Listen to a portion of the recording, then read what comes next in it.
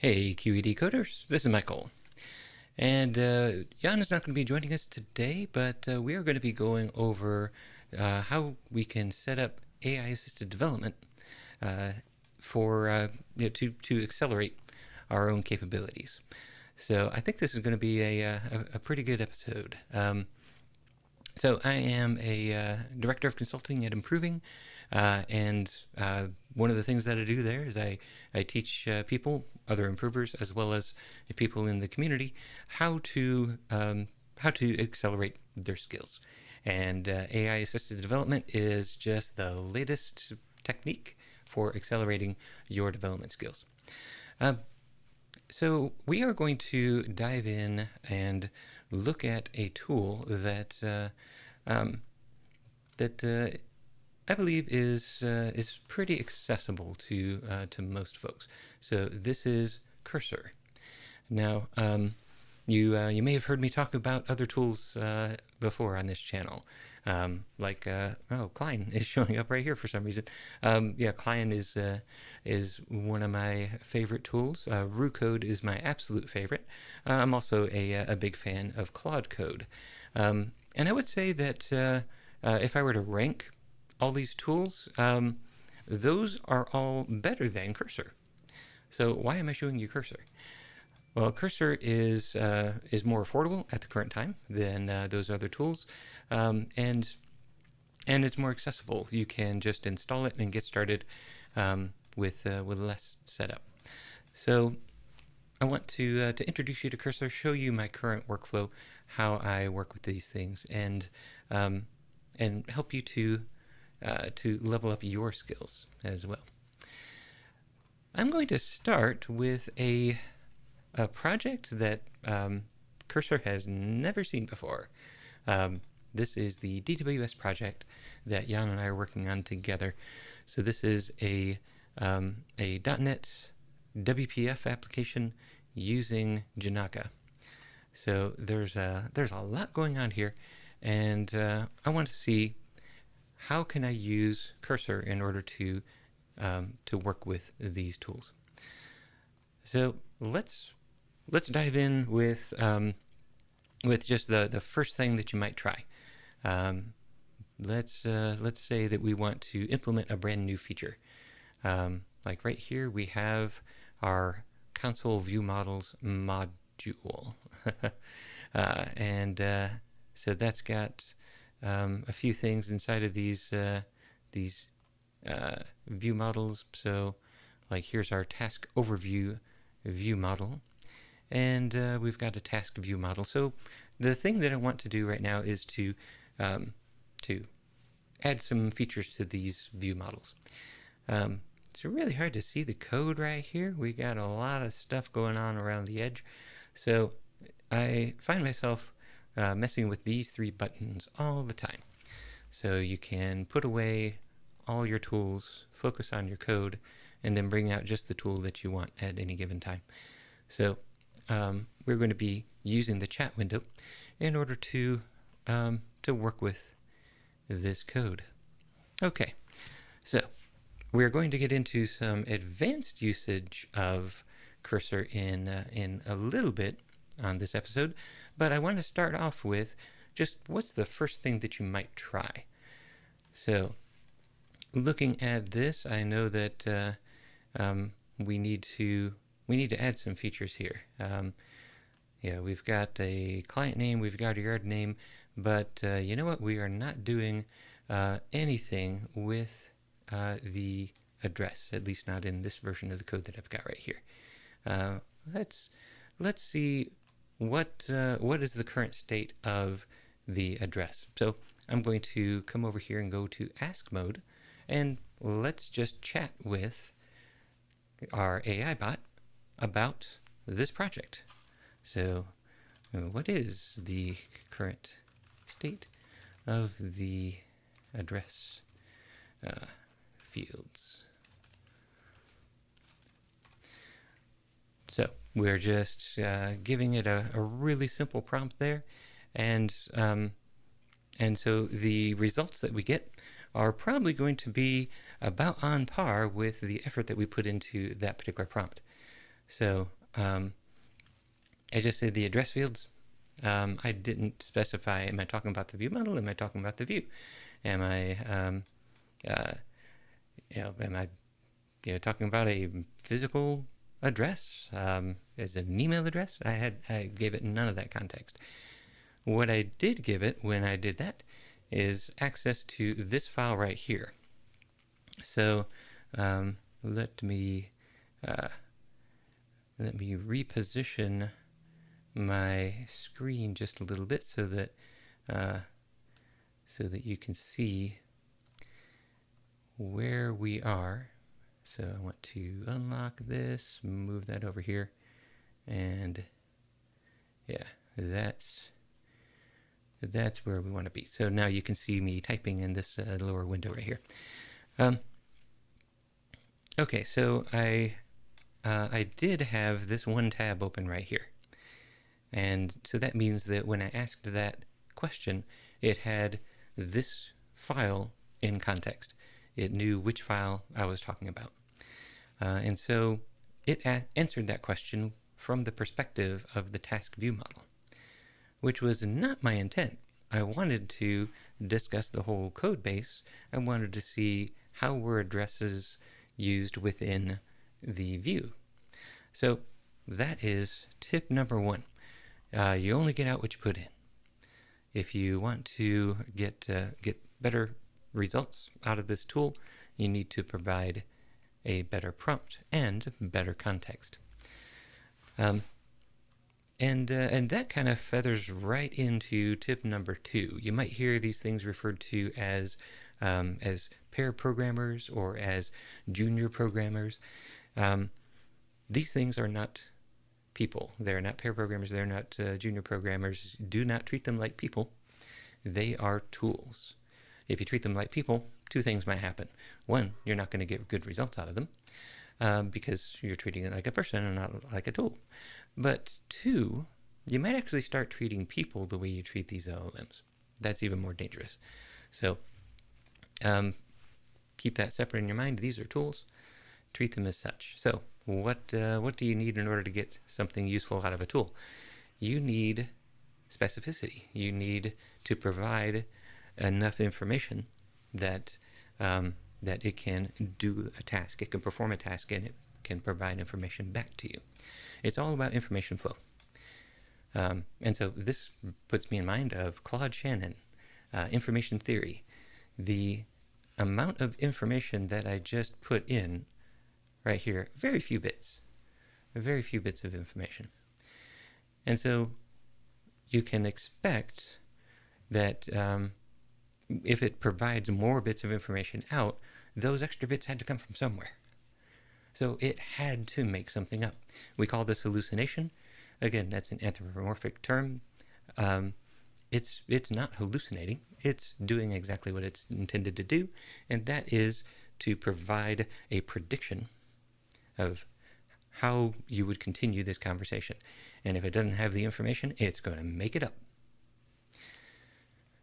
So it made up this thing about, oh, you must be thinking about the task view model because that's what I have in context. So yeah, there are no address related properties at all. Well, yeah, of course. So let's adjust my context. I'm going to put away the tab. I'll add context. And now here I've got all sorts of different things that I can use for context. We can go to specific files and folders. So add the entire DWS folder or add specific files. And you can type a file name in order to search for a particular file. We've got that. And then we also have code, which is the this allows you to now search through the code using some sort of like a semantic search. So I want to do the XAML for task view model, and yeah, it's not finding that. We've got docs, so we can add documents to this this project, and those are go out to different documents online and bring those in. Git, we can take a look at the Git history. So bring a commit into context. Let's talk about what changed in that commit. That's a pretty powerful one. We've got our past chats. We've got rules. We're going to go talk about rules in just a bit. What I want to do is I want to kind of bring the whole code base into context. I'm just going to give it the DWS folder. Well, we've got a little error right there. So this little warning, it's telling us that's a lot. That's a lot. So how about instead I ask it to go and find what I'm asking about. Let's kind of walk up to something interesting. So I'll start with find the XAML view for this view model. Okay, now that's a very specific directed task, and then it can go out and start reading files. So in fact, it did a search for task view model XAML view. It found the task overview window, and then it read that into context. So you don't have to give it context if you can give it enough information to go find its context. All right, so now we see no address fields are displayed. Simple text display, delete functionality, the add task button is there. Okay, so now I've loaded a few things into context. I want to make sure that this context window fills up with enough information for it to accomplish a task. So before I ask it to just go forth and do a thing, let's load a little bit more information. We can see right here this 5% of the context window is currently used. So we have plenty of space. There's really not a lot of information in here so far. Let's fill it up with a little bit more. What steps are required to bind the address to the components of the task, the new task view. So again, I'm not being very specific about which files I'm talking about, and if I was just starting with this, that would be a problem. However, since it's already kind of loaded some things into context, it knows its attention is focused on the parts of the application that I want to deal with, then this is just going to index into that knowledge base, into that context. So yeah, now I've got the new task dialog, read the new task view model, and it looks like, hey, this is related to the yard view model. Let's load that in. So the new task view already has address fields in the UI, but they are not properly bound to the view model. Here's what exists: street, number, postal code, city, country. Perfect. So new task view model has client name. That's a link. Let's click on that link. Hey, look, there's an observable property in this task view model. Interesting that it said new task view model, but the class is task view model. Client name, yard name, no additional. The yard view model has street, number, and postal code, so this is all in the yard view model. So now that's in this context window. And then the required steps are to add address properties to the new task model. Have to add those properties. Update the onSelected yard changed method in order to set those properties. Then update the save method. And it saves it by doing await janaga.fact. So it sees enough of the context to understand how to save things, which that is actually more than I expected.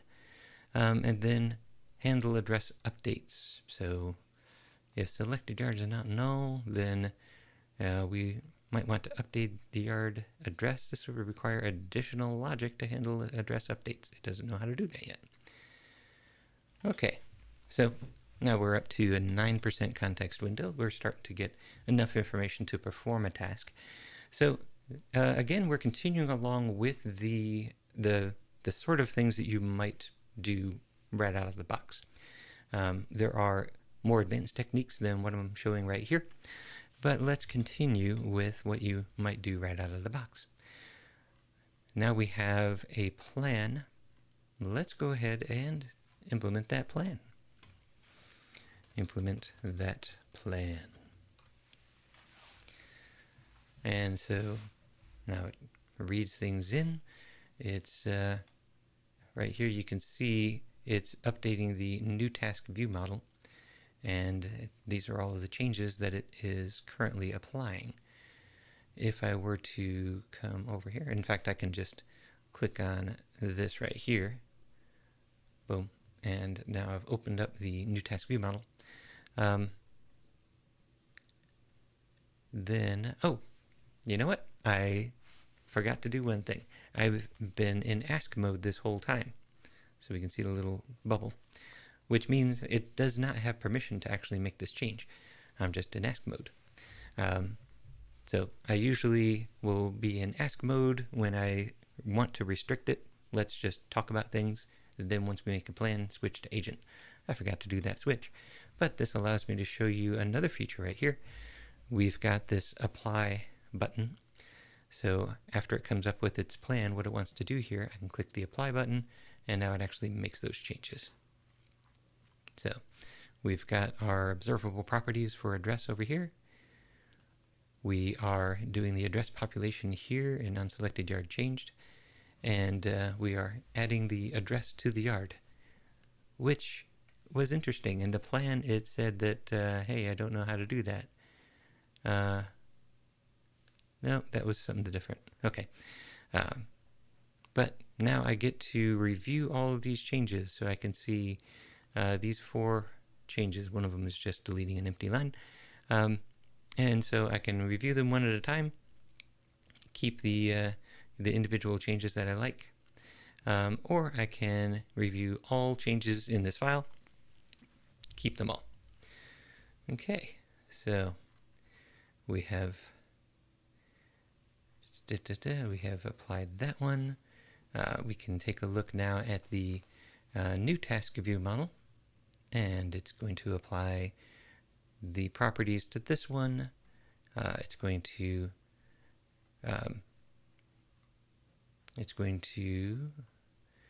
have some additional logic here. Let's just apply it and see what those changes were.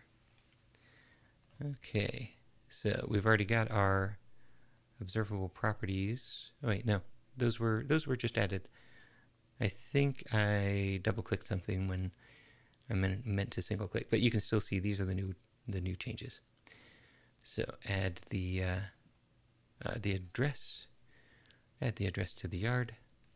Okay. And then we are going to look at the task view model. We've got a lot of things to add to the task view model. Let's go ahead and apply those. There we go. Here are the properties. And then let's take a look at the task overview. And we are loading in from the observable. We are loading in not just the name of the yards, but also their addresses, and loading those into the view models, just as we have added those properties. Then when we call onAdded, where's the onAdded? Let's keep all, that way I can read this a little bit better. Task projection yard addresses. So when a new yard address is added, it will set those properties in the task. Okay, so what I'm doing here, going through and hitting apply, this is just because I was in ask mode. If I were in agent mode, then we would see it would do a bit more of an automated job. So here we've got our XAML changes. Let's keep those. And then our new task model, it's already imported globally. Now let me implement all the changes. Start with the new task model.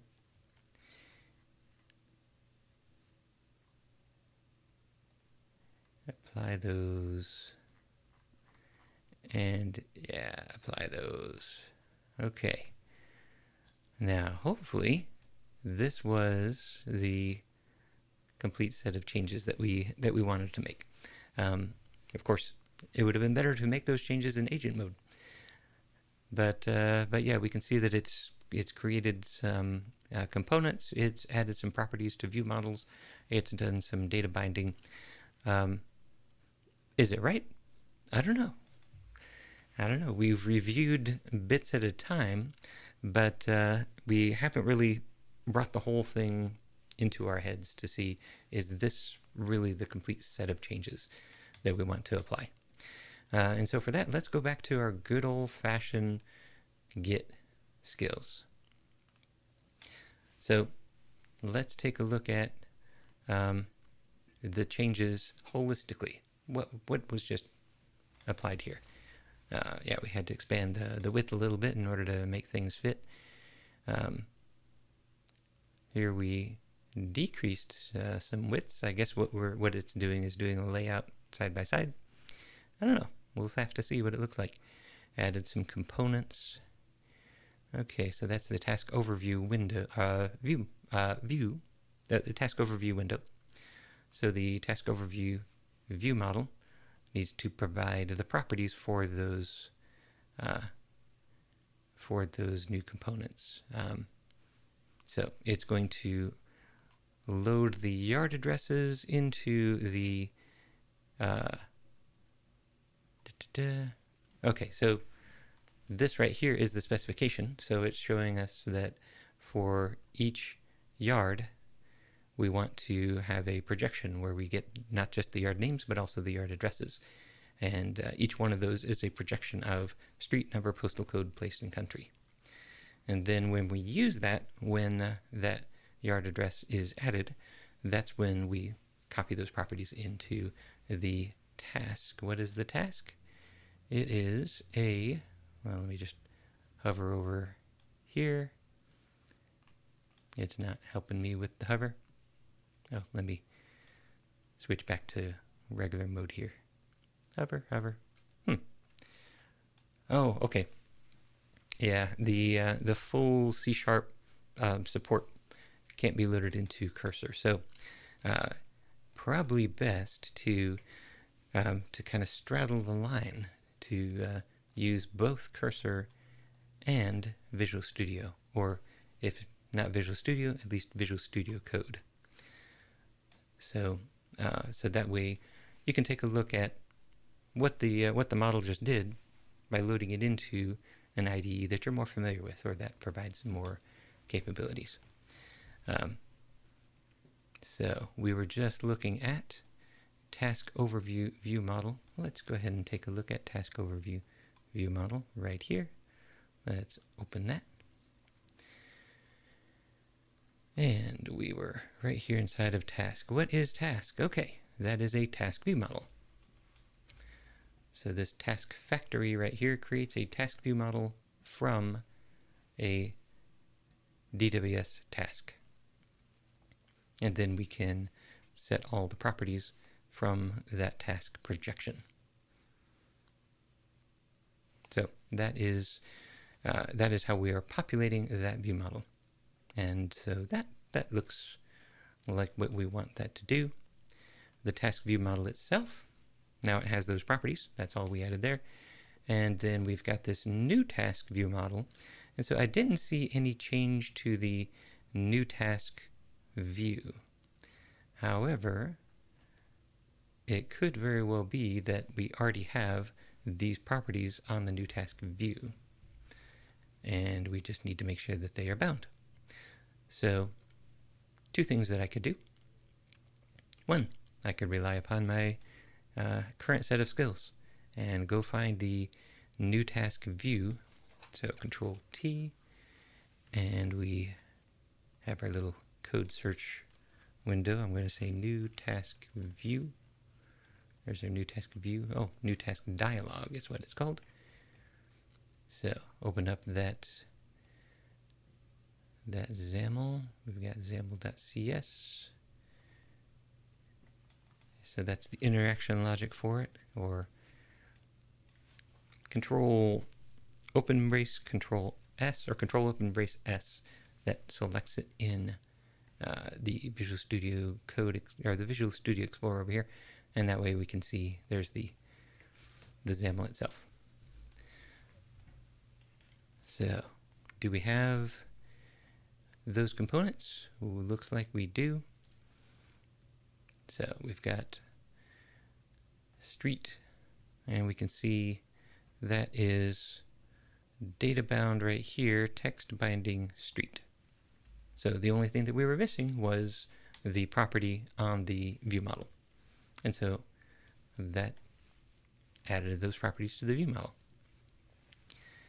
Okay, so now we populate those properties whenever we select a yard, and we saw from the task overview view model that we were filling in those properties in the yard list. So we know we have that information. And then when we save a yard address. Okay, so this part right here, I think we want to change, but we will get back to that. So yeah. Tip, are we up to number 3?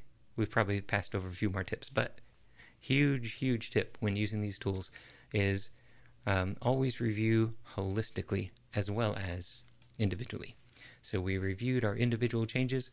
Now come back and take a look at your Git differences and review holistically. Do all these changes fit together? Do they achieve the results? Do they accomplish the task? And so doing that right here, I can see this might not be accomplishing the task because it might be creating duplicate yard addresses. Especially right here, since it is using the empty prior array, that is definitely not proper Janaga modeling.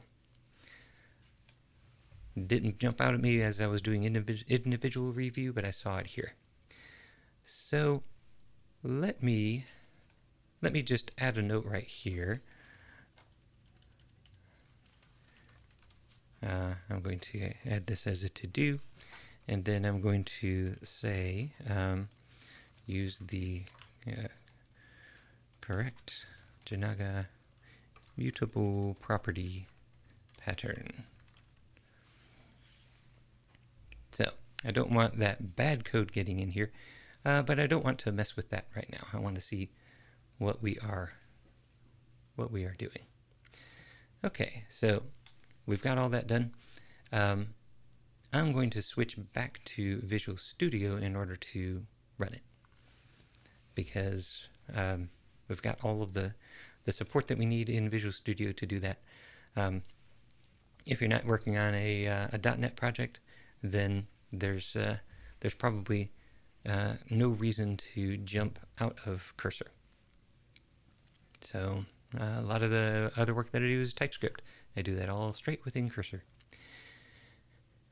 But now, oh wait a minute, look it, I've got a whole bunch of compile errors. Wouldn't you know it? These tools, they make mistakes. They make mistakes a lot. It's your job to keep it on the rails, to watch for mistakes. You still own this code. You need to review it. And so now I'm going to help it to resolve its mistakes. I am currently at 21% of my context window. And the context window is full of all of these plans and changes that it just did. That context is not going to be very useful for me for this next task. So I will hit this little plus button in order to create a new chat. So this is a brand new context, nothing loaded yet. This one is still here if I want to get back to it, or I can close that out, and I can always get back to it by looking at the history here. So now I want to make sure I am in agent mode because now I'm going to ask it to perform some tasks and actually work on the code itself. Notice I haven't committed anything to Git. This isn't yet good code. This isn't yet something that I want to create a commit on. So I haven't done the Git commit. But what I want it to do is to compile and then check the compile results. So I want it to see all of this. So let's just say compile the application. That's a simple enough task. It should be able to figure out, okay, I need to do a .NET build, and there we go. It's doing a .NET build. Now you can see it just went ahead and did it. Why did it go ahead and do it? Why didn't it ask for permission? Well, that's because if I look right here in cursor settings, chat, I have turned on an allow list. So use allow list. You can say run everything. Don't do that. Don't do that. Use allow list, and then the safe commands are in my allow list. So .NET build, .NET test, those are safe. A whole bunch of npm run, build, and test, and type check, those are safe. Change directories, that's safe. But anything else, ask my permission. So control your allow list. And so it has gone further than compile the application. It said, okay, I find 9 errors. And so immediately it jumps ahead and it tries to fix those errors. That was in fact what I wanted to do next. However, this is a really important point. If you don't want it to continue, you have to tell it to stop. It will figure out, hey, this is what I think I need to do next, and just do it. So a better prompt would have been compile the application, review the errors, give me suggestions on how to correct these errors. Do not make the fixes. You have to spell out all of those things. And so, yeah, you end up doing a lot of typing for a good, complete prompt. But once you find yourself typing the same thing over and over again, then you can save that as a saved prompt, and you can just call it up with a slash command. But we will continue with the fixes that it's trying to make. And so it's going in a circle. So, well, a spiral of goodness. It is iterating, getting closer to a successful build. And so it's doing another build, fix the remaining errors, and then now it's got 2 errors. Hey, going from 1 error to 2 error doesn't mean things have gotten worse. It just means you can see better what the problems are. And so now we got back to build succeeded. These were the issues that I found. So it is telling you exactly what it fixed. So then, don't trust it, verify. So now you can take a look at what files were changed right here during this session. So we've got the dispatcher, new task view model, task overview model, view model, test base. Let's just go right down the line. And in fact, I'll tuck this away so that we can just focus on what was changed. Just so you can see around my head, I'm going to open this up. That way we can kind of see the full thing. Okay, so we had this relation commented out. I can't remember why we commented this out, but it said, hey, I need that. So a relation, this is a Janaga thing. So Janaga is going to let you define relations on your types. And then these are pre-compiled or pre-saved specifications, or little parts of specifications. So I'm going to define this relation from, we are on, what type are we on? We are on the DWS task. So from DWS task, I can find all of the client names. And then I can also find all of the yard names. So this is from name and FACSO type yard name, where the task is this, and then we don't have any more yard names next that point back to this one. So we are only looking for the leaves of the tree, the current yard names. Same pattern here. This is the immutable property pattern. Addresses, tool lookups, workers, it grabbed them all. So I'm going to not accept all of these yet. I want to look at just what's necessary for it to accomplish this task and approve those things. So rather than keeping all here, I'm just going to go to the next file. Boom. And so here we are looking for tasks in supplier. What is it that it changed here? It got rid of the from client and replaced it with from yard, where yard supplier is supplier and not yard is deleted. So yeah, it's basically collapsed to steps. So that's actually kind of nice. It didn't need to do that in order to complete this task, but before we were going from the supplier down to the client, so where the client supplier is the supplier, and then from there we were going to the yards. Well, we didn't need to label the client, so so since we didn't need that client label, it said, okay, let's skip that. Let's go straight down to the yard. And now we're looking at yard.supplier is supplier. Oh, okay. This is because the model changed. It used to be yard pointed to client and then client to supplier. Now we are going straight down to the yard. In discussions that we've had recently with Jan, we're still going back and forth on this model. So this model may in fact change back to what it used to be. But for the purpose of this conversation, we'll say that was the correct change.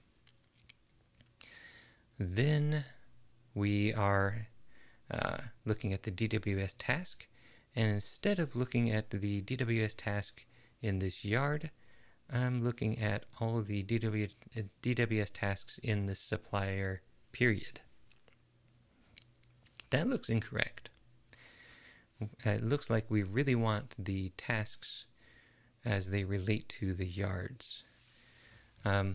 So I know this is kind of hard to visualize, but if you were to start from the supplier and go down to the yard, you're finding all the yards in the supplier.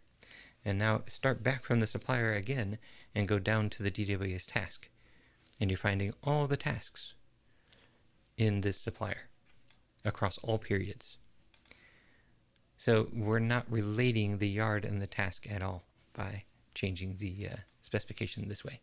So you know what? I am going to undo all of this. That was incorrect.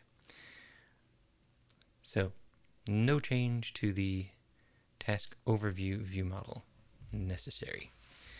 So hey, we find ourselves back in the model. Let's move over here.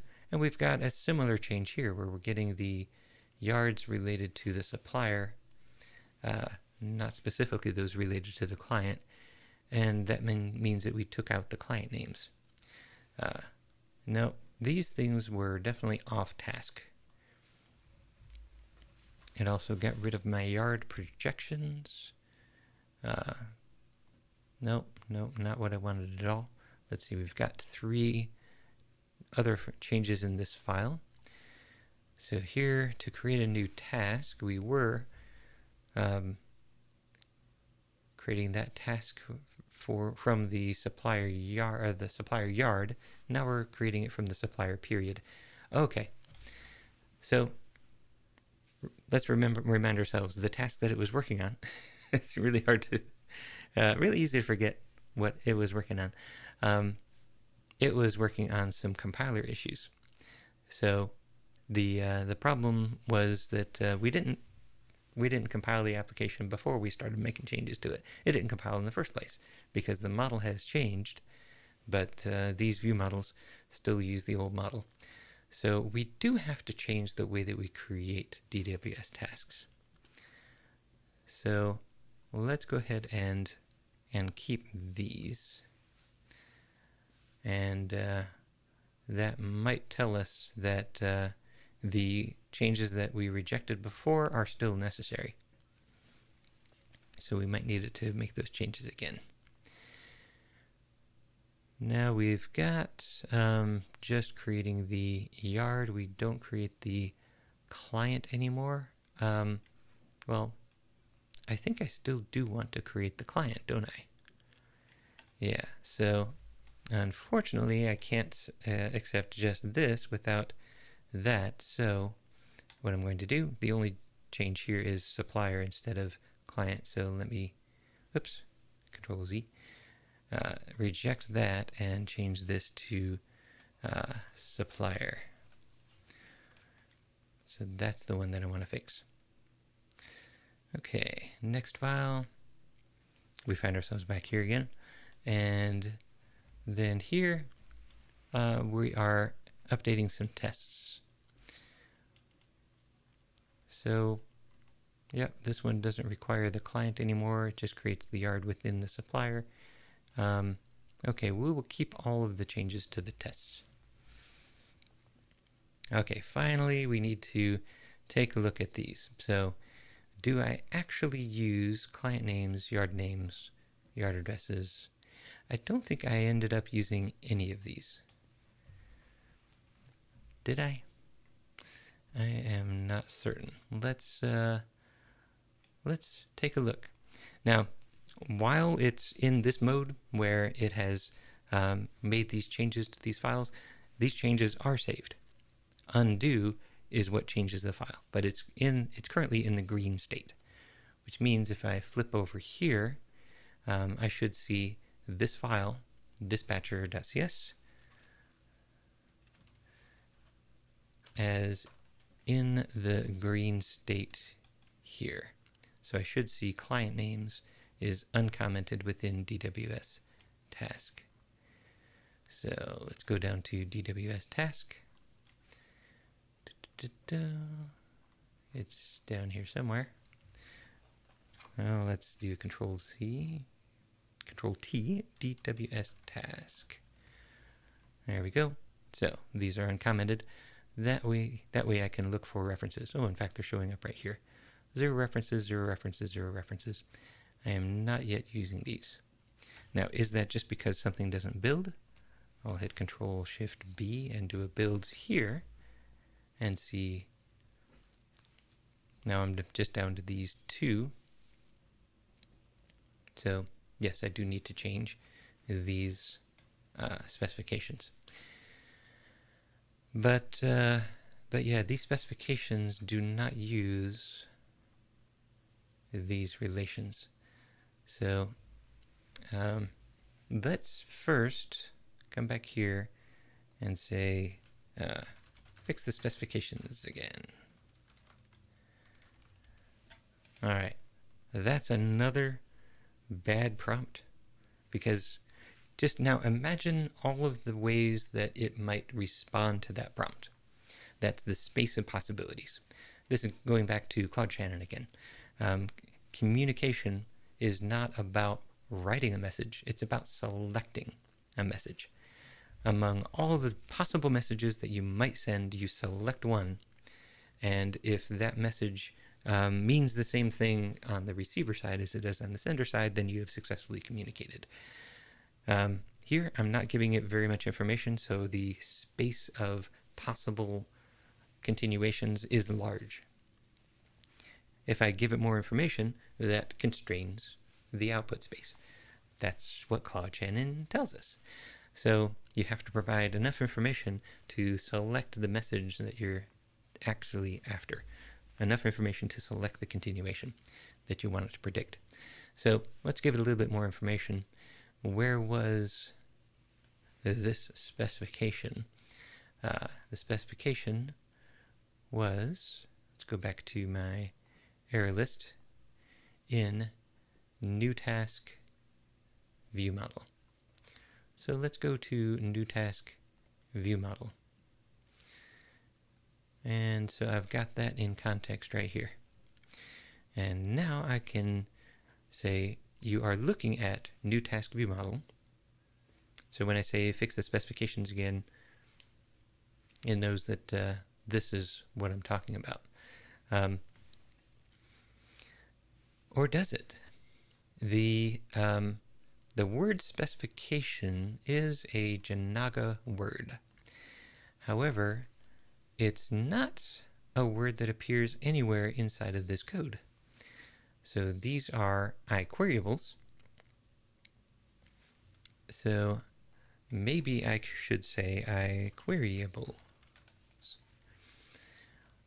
Or to be really specific, I can say given.match iQueryables. Now I'm using terms that are in the context. I'm indexing into the information that it has available. This is a better prompt. So now it's going to take a look at that file again. I can see that the user has reverted the changes. Yes, I did. Yep, so it doesn't have a client property. Let's fix the methods. So here we are, we're back to this. And we are back to removing the client names. Okay, and so now I can see a little bit clearer what was the thinking behind the client names change. So if I expand this, this was the scope of the change that I just made right here. So this was the one that removed client names right here from the projection. I can see the issue. The yard class in the model doesn't have a client property, and that's why it had to remove client. And because it had to remove client, it could not get the client names. So because of that, it needed to remove the client names reference in the observer. Now we can see a little bit more clearly what caused it to go down this path. If this is not a path that we want it to go down, then we stop here, we revert these changes, and then we figure out how to put it on the right path. So the way that we'd figure out how to put it on the right path is we say, oh, wait a minute, the model is wrong. Yard still needs a client, or we need to tell it how to find the yard's client. In fact, let's go ahead and demonstrate that. We want to see one more thing. So Control T. I'm in I'm in the wrong IDE for that. Control P will open up the files that I want to go to. So let's go to the dispatcher CS. These are the model changes. I should be able to find in here that we have a way to connect a yard to a client. So let's look. Here is yard delete, yard restore, yard name, yard clients. All right, so now let's put this is in context now because it's the current tab, so dispatcher CS is in context. So look at the yard clients type to determine how to get the client name. Okay, so I'm giving it a lot of space here. There's very little information in this prompt. So I am specifically asking for it to find a solution. Because I don't want it to just go ahead and implement the first solution that it finds, I'm going to constrain it a little bit more. Do not make the change. discuss alternatives with me first. So specifically, look at that, analyze it, figure out how to get back to client names, and then let's have a discussion. So questions. What's the intended relationship model? Do we need client information in the UI? Should we support both models? What's the business logic? These are all really good questions. So yeah, these are things that I really need to understand about my model in order to make the right call. So I want to tell it that the yard client's fact relates a yard to a client, and that we should go through this fact in order to find the client associated with a yard. In fact, this is going to find all clients associated with the yard. So the yard client fact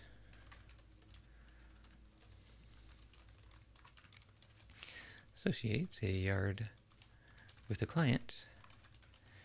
Use this relationship to find all related facts, or all related clients, and project their names. Okay, so it might interpret my verb choice there to mean, oh, we're out of discussion mode. You just asked me to do a thing, which is probably okay. So yeah, here it goes. It is starting to make some changes here. So let's see what changes it's coming up with now. So from yard with the supplier, and then go to the yard clients, and then we go to the clients on the other side of that. And we're using the isDeleted property, which is similar to a relation. isDeleted is a condition, but that, just like a relation, is a little snippet of a specification that we can attach to a fact type. Okay, so now that it's got that, it is going to go down through here. Okay, then we do a build. Everything is building. This looks like the intended changes. So that was a really great demonstration. I did not know that was going to happen, but yeah, it made an assumption. It went down one path because we are keeping ourselves engaged and we are reviewing every change in isolation and holistically.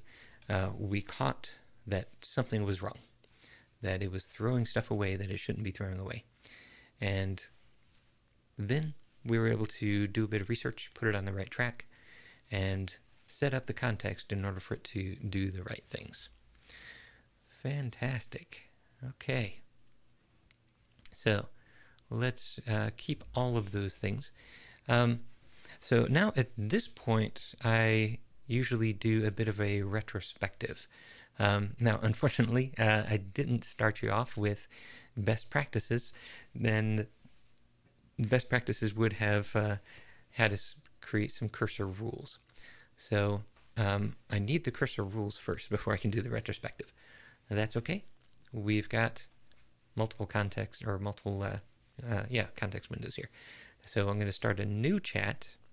So first of all, this stuff is good stuff. So let's bind the address fields here. So we've got that commit. I'm happy with that commit. Assume that I went through and actually reviewed holistically these new changes. I know we are running short of time, so that's why I didn't do that. But now, in this new chat, here is the big best practice rule for using cursor. I saved it to right here at the very end. Do a /G and select generate cursor rules. This is going to take a look at the entire project, and it's going to figure out how does this project work. what makes everything fit together. And then after doing that analysis, it's going to create a set of markdown files. And those markdown files are going to be kind of a shorthand summary of how to best work with this project. So that short summary saves Cursor from having to load specific files and try to figure things out on the fly. So creating the directory.cursor/rules, that's where it's going to put all those rule files. And then once it's got those rule files, it can load those into context as needed in order to understand how to complete specific tasks. So this first one that's creating right here, the project structure, it's saying this is a C# WPF application using the Janaga event sourcing framework. Janaga is not an event sourcing framework, but how could it know that? So we've got the various projects here, the architectural patterns. We've got event sourcing. Again, that's not correct, but how could it know? MVVM, dependency injection, test-driven development, async await. All of those are good things. So that's our project structure. It's also doing things like coding standards. So it's figuring out, how do I write this code? Dependency injection patterns. Now it's specifically looking at Janaga. So how do we do Janaga event sourcing patterns? So we've got our records. We have version defects. So this is actually the mutable property pattern, soft delete pattern. So it's making a bunch of assumptions about what it sees in the Janaga code based on what's in its training set. So there's event sourcing in its training set. There's soft deletes. So it's applying a whole bunch of those ideas. And so this part right here, it got wrong. But how could it do any better? All I said was, here's some code, generate some files. So we are going to come back and we're going to make this part better. Now, quick tip, when you run generate rules, there is a bug in Cursor right now. I don't know if they are working on fixing this, but you can see right here, what is this stuff? And what's this dash dash dash? This is front matter, which means it belongs at the front. And then now we've got this markdown front matter, which describes this up here. So Cursor gives us a nice little UI whenever it's got an MDC file open, and that UI really just helps us to edit this front matter. And the front matter tells it when to apply the rule. So we need to fix all those places where it got the front matter wrong. So move that to the top, undo the deletion. It's really annoying, but maybe someday soon they will fix this bug, and we won't have to spend all this time. Okay. We are almost through with the rule files. Undo that. And is this the last one? It might be. Yep, that was all of the rule files there. So I'm going to keep all that. Just, yeah, I want all of the changes. Now let's put that away, come back here, and let's take a closer look at what we just did. So we've got all these different rule files. You can see right now all of the front matter is exactly the same. Empty description, empty globs, always apply false. So the next thing that we want to do is to ask when it should apply these rules. And I like to do that in this same session that we just generated the cursor rules. So it's got everything loaded. And so now I want to write a concise description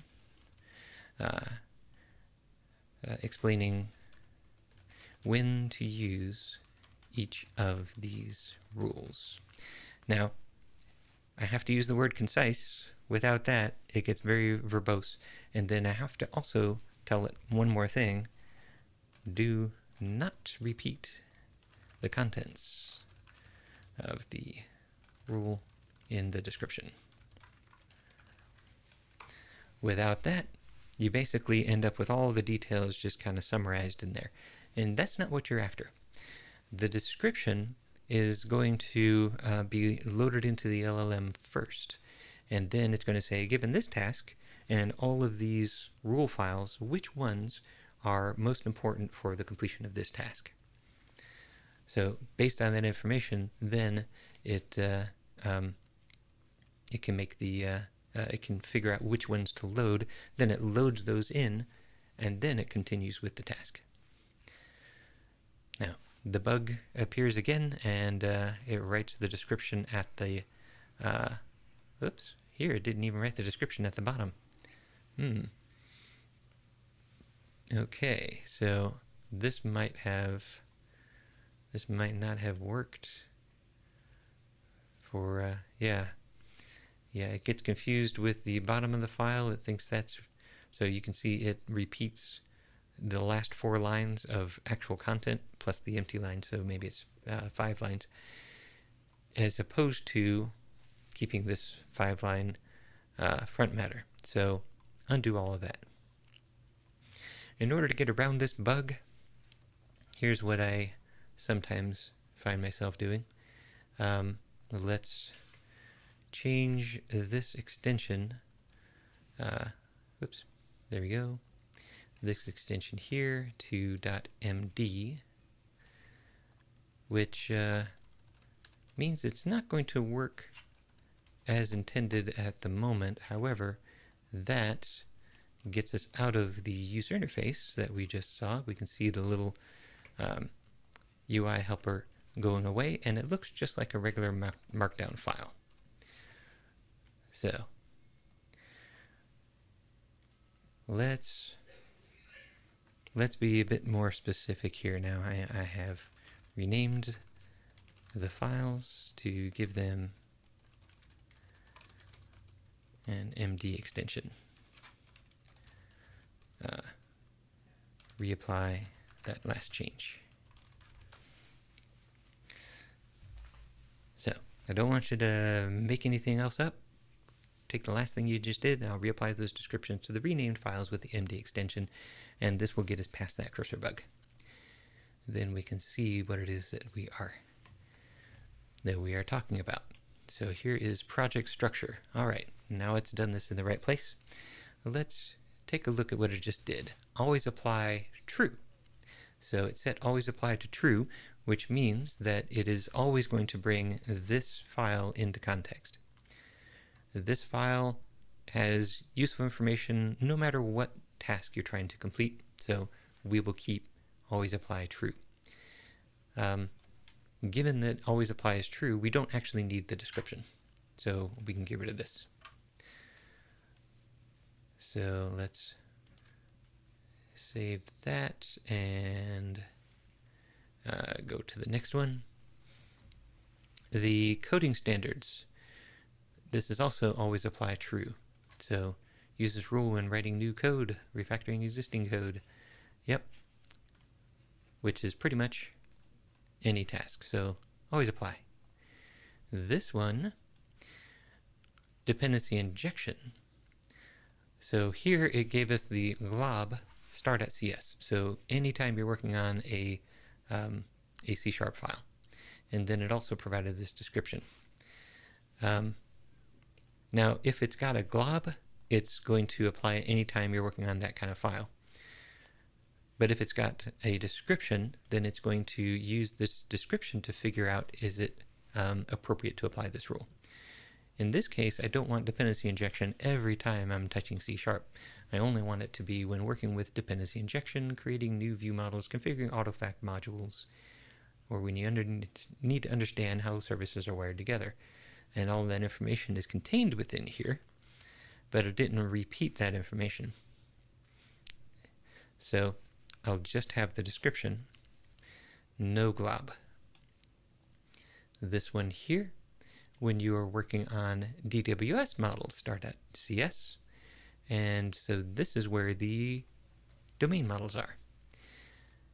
Now, this is going to contain eventually, like right here, Janaga queries, given match. These queries appear in view models.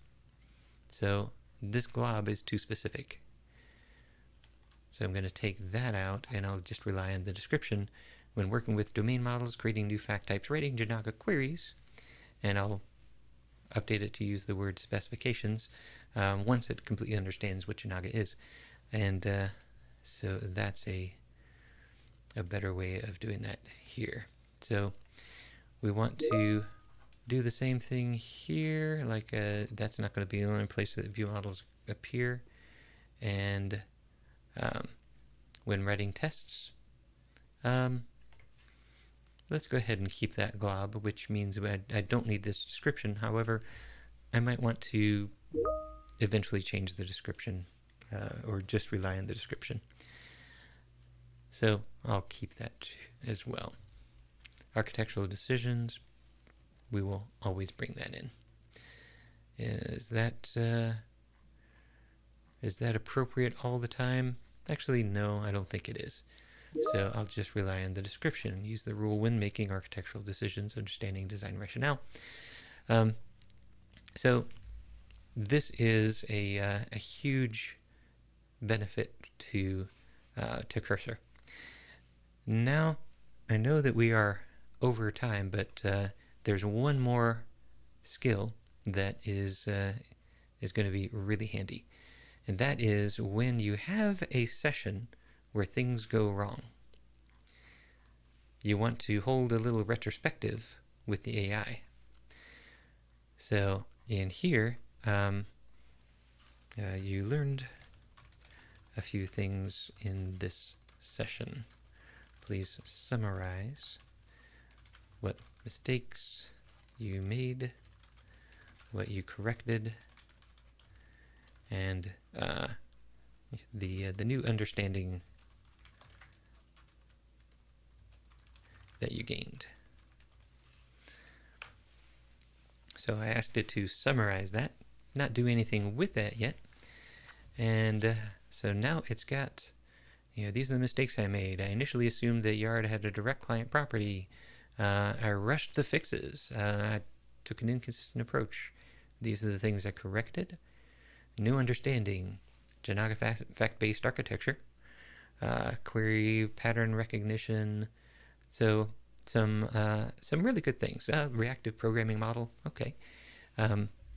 So now we've got in its context that set of things that would have made it better. So now I can say review the guidance in .cursor/rules and suggest changes to the guidance to avoid mistakes and make the and improve outcomes in the future.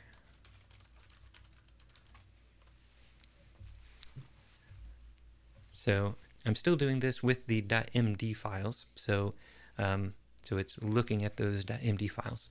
I will eventually turn these back to .mdc files, which rather than doing that by hand, I might actually just ask it to do all those renamings. So now it's recommending some suggested changes, but not making those changes. Very good. So add Janaga relationship query pattern, so a brand new .md file. Perfect. Add debugging and validation, architectural decision-making process, error prevention guidelines, a learning from mistakes section. So there's some good stuff here. I don't know. I've not tried this kind of a rule before. It's a very introspective kind of rule. We'll try that out and see if that works.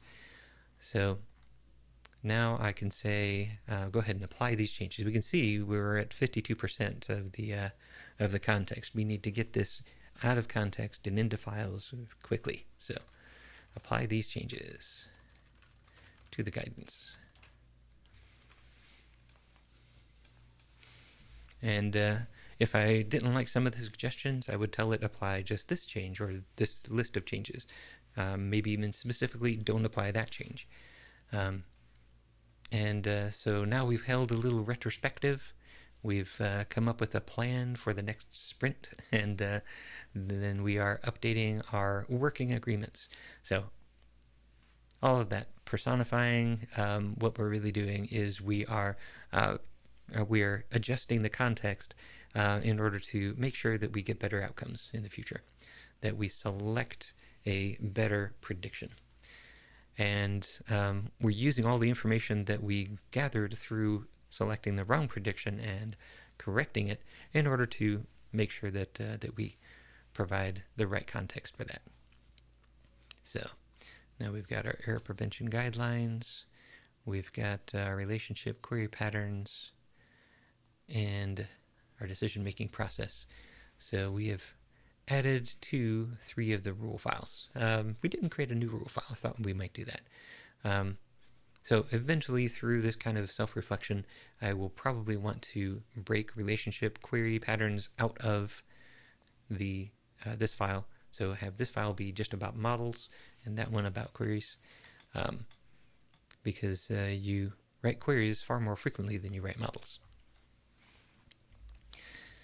So now that we've got that, we can dump the context. So we could hit plus to create a new context, or if we hold down Alt, that replaces the chat, and now that one's gone. And we can close that one as well. So then rename all of the, let me